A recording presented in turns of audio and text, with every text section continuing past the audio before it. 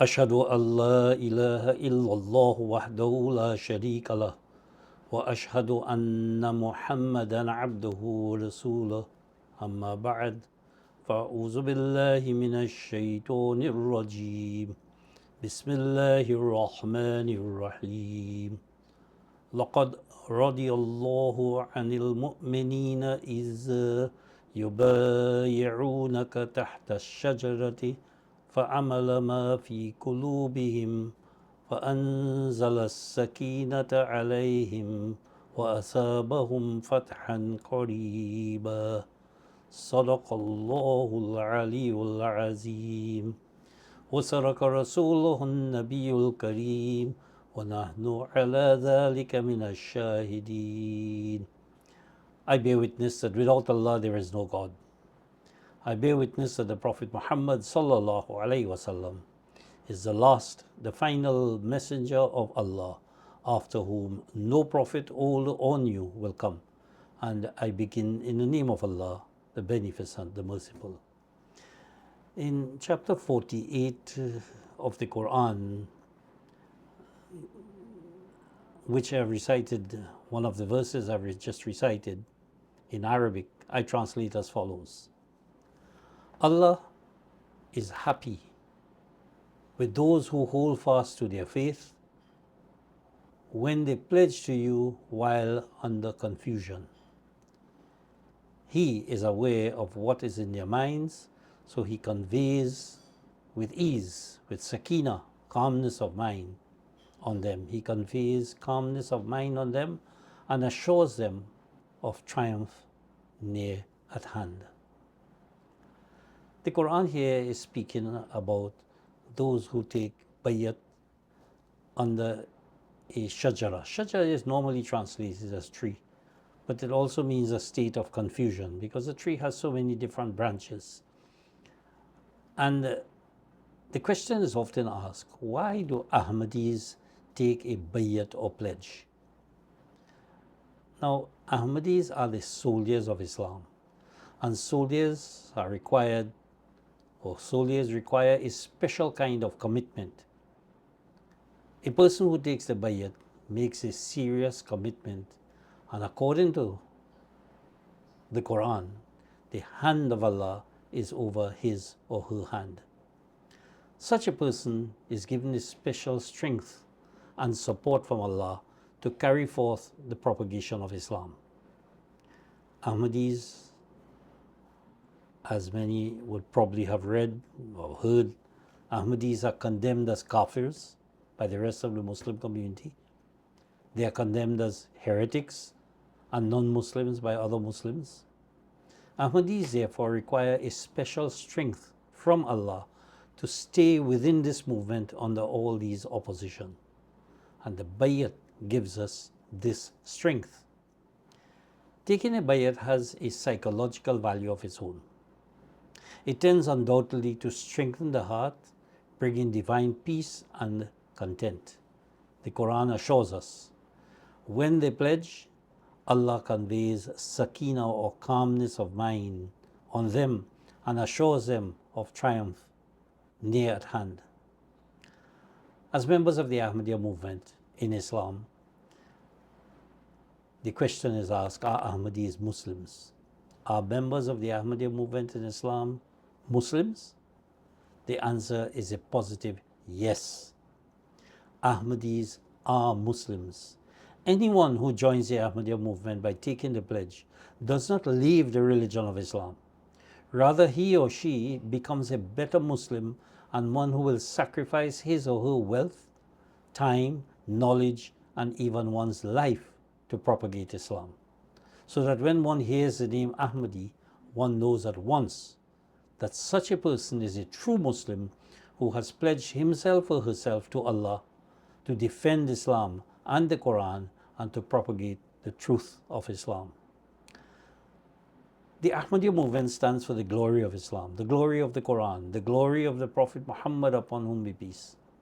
Hazrat Mirza Ghulaam Ahmad has written in praise of Islam in this way: Islam se na bhago, rahi huda yehi hai, ऐ सोने वालो जागो शमशुद दुहा. Shamsuddaha yehi hai. Do not abandon Islam, for this is the way for guidance. O sleeper, awake. The morning is already here. In praise of the Quran, he writes, Dil mein yehi hai haddam, tera sahi fachumu. Quran ke gir ragumu, Kaaba mera yehi hai. Every moment it is in my mind to kiss your pages, your holy scripture, the Quran.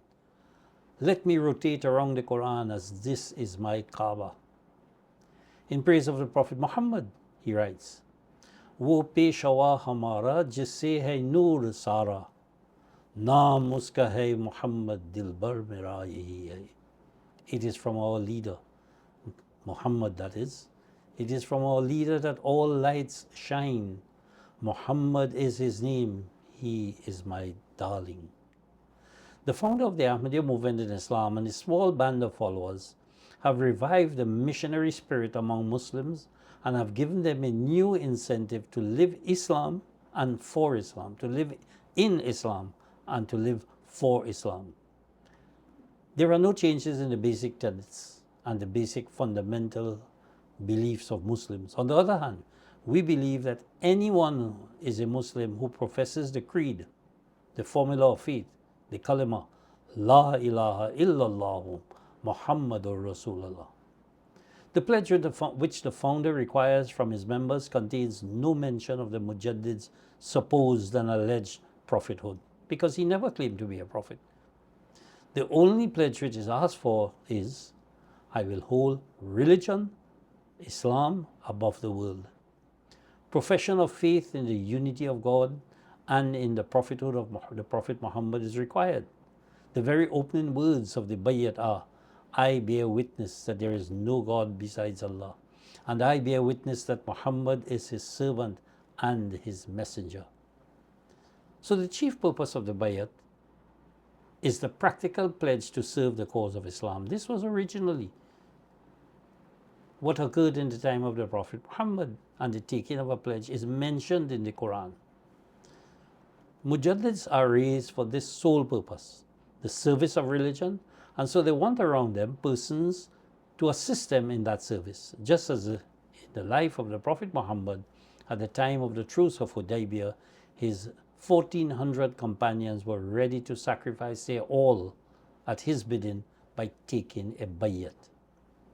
Bayat is nothing more than a solemn pledge made in public to stand for and by a certain cause. It brings divine solace to the heart, to keep it firm through thick and thin. The service of Islam at the present day entails no small amount of hardship and self-sacrifice. There is what is called Islamophobia, and many Muslims are fighting against that dislike and hatred for Islam. Islam is considered to be a religion of terrorism and encouraging terrorists and terrorism. So to form a solid band of persons to uphold the cause of Islam under the most adverse conditions is therefore a pressing necessity.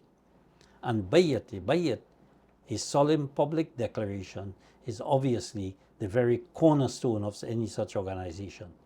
The soldiers of Islam who must rally around the standard or banner of the Mujaddid are therefore required to declare that come what might they would live and die by Islam. I will hold religion, I will hold Islam above the world is what everyone has to pledge. Because indeed, the Bayat is really a code of ethics. It has 10 conditions that a person who takes a Bayat must abide by, and none of these conditions are contrary to the teachings of Islam. In fact, they are the very expectations that any Muslim should have when he or she truly follows Islam. Because those 10 conditions strengthen our faith in Islam. It reinforces our commitment to the cause of Islam. Muslims desire that the religion of Islam will prevail over all other religions. The Quran does not teach this. What the Quran does teach is that Deenul Haqq, the religion of truth, will prevail over all religions. If then Muslims do not follow the religion of truth, their Islam will never predominate over other religions. The Quran admits that Muslims sometimes follow their own Islam. It states, "Do not consider your Islam as a favor to me." The Prophet was told to look at those who say they are Muslims. In fact, in one place in the Quran it says, "Do not say you are believers, but say you are Muslims, because faith has not yet entered into your hearts." In other words, according to the Quran, a Muslim is one in whom faith has not yet entered into his heart. When that faith enters, he is called a mu'min there, because a person who has committed himself to the cause of Islam. So to bring about that elusive dream of Islamic supremacy, as many Muslims strive to do, Muslims know and they preach and they practice a false concept that they call jihad, which they wrongly interpret as force of arms or terrorism or war. Hazrat Mirza Ghulaam Ahmad, the Mujaddid, or the reformer or renovator of the 14th century of the Hijrah, the Islamic era, is sent by Allah to outline the method for Islam to be the religion of truth, to prevail, in order for it to prevail over all other ways of life. Mirza Sahib has explained that the Quran says, "Inna deena inda Allahi al-Islam."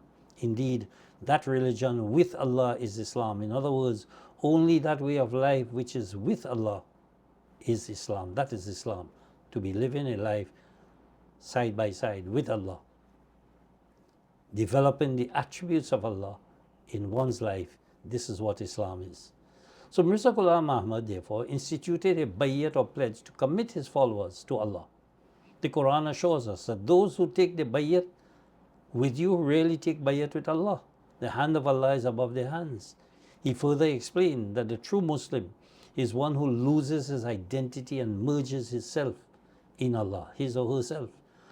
One who loses his or her identity and merges his or herself in Allah. This concept is known as fanafillah and is described in the Quran as sibgat Allah, to be colored with divine attributes. The Arabic word sibga means to immerse one thing into another such that it is dyed, it is altered or changed by the other. It borrows the color, it borrows the whatever qualities of other. And when the Quran says sibgat Allah, it means immerse ourselves in the worship of God such that his qualities and his attributes become part and parcel of our life. The Quran requires us to immerse ourselves in the love of Allah or the attributes of Allah such that our lives are changed or become altered by Allah's love or attributes. It is this being with Allah that is called in other religions at one-ment with God. Pronounced as one word, atonement. Atonement really means at one-ment. In other words, to be at one with God. For it is important to note that the God you worship is the person you are. If you worship a God that has attributes of love and forgiveness and kindness, you will be a person of love and forgiveness and patience and kindness and all of these. If you worship a God that is selfish, that is full of hate, that is full of rage and anger and miserly, you will become such a person as well. The second principle Hazrat Mirza Ghulaam Ahmad taught us is our relationship with the Prophet Muhammad. For Islam is based on these two principles, the oneness of God and the messengership of Muhammad. Principles alone are ineffective without the sterling personality to effectuate them, to put them into effect. And that sterling personality is the Prophet Muhammad. People think that when you are Ahmadi, you pay more attention to Mirza Ghulaam Ahmad than the Prophet Muhammad. That is not so. That is wrong. Mirza Ghulaam Ahmad brings us closer to the Prophet Muhammad. So though through Mirza Ghulaam Ahmad's claims, Allah has brought the Prophet Muhammad back to spiritual life. Just as there is fanafillah, that is, one loses one's identity in Allah, so there is fanafil Rasul, losing one's identity in the messenger. What is meant by losing an identity? Mirza Sahib has explained it. He says, if you take a piece of iron, or you can take a piece of coal and put it in fire, it no longer looks like iron. It functions as if it is fire. Or the coal no longer looks black as coal. It functions with the heat and even the color of the fire. Take it out, however, and it becomes, when it cools, the iron returns to its state and the coal returns to its state, perhaps with a little bit of ash in it.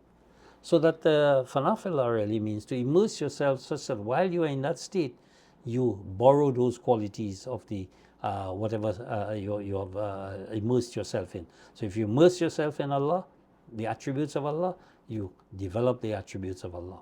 If you immerse yourself in the personality of the Prophet Muhammad, you resemble the Prophet Muhammad. But when you come back, you are yourself.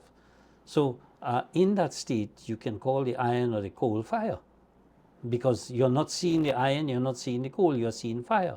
Similarly, if a person is in the state of the Fanafir Rasul, in the state of the Prophet Muhammad, immersed in his love and immersed in his spiritual presence, then one for all practical purposes can refer metaphorically that this is Muhammad. Thus, the Mirza has explained in his book Ek Galti Ka Izala, all doors of prophethood have been closed except one. We know this door is Muhammad. He calls it Sirat-i Siddiqui. And why is it called Sirat-i Siddiqui? Because the Quran tells us that when the Prophet was in a time of crisis, he had his only companion, Abu Bakr, who is known as Abu Bakr Siddiq. And the Quran says he is the second of the two. Now, who is the second of the two? Muhammad is not second to anyone. Abu Bakr is the second of the two. But the second of the two means that they are both equal in a sense. So we know this door is Muhammad, and anyone who spiritually lives and resembles Muhammad will have a personal audience or tutelage with Allah. In other words, by following Muhammad, we can have an audience with Allah. So Mirza Ghulaam Ahmad explains, if anybody is lost in the Prophet Muhammad, Fanafir Rasul, to such an extent that he derives his name from his complete union and likeness and reflects Muhammad's face like a transparent mirror, he becomes Muhammad by way of zil, by way of resemblance. Mirza Ghulaam Ahmad shows us the reality of being a spiritual replica of Muhammad. Muslims, therefore, now have a choice of expecting a dead Prophet Jesus Christ or accepting a spiritually alive Prophet Muhammad. Who can do more for Islam, Jesus or Muhammad? Why do we need Jesus to come back? So one of the claims of Mirza Ghulaam Ahmad is that Jesus is dead, he's not going to come back. If there are prophecies of his coming, it does not mean the Jesus of Nazareth. It is somebody else who is going to come in his spirit and power of like this. And who is greater than the one who is a follower of Muhammad? Jesus is a follower of Moses and Abraham and those before Muhammad. He didn't know Muhammad. He doesn't know the Quran. He doesn't know Islam that was brought by Muhammad. But a follower of the Prophet Muhammad, such as a Mujaddid, and any one of the Mujaddids, because other Mujaddids have made this claim as well, they can do more for Islam than a dead Jesus who can no longer return to this world. In fact, the Quran assures us, know that that among you is Allah's messenger.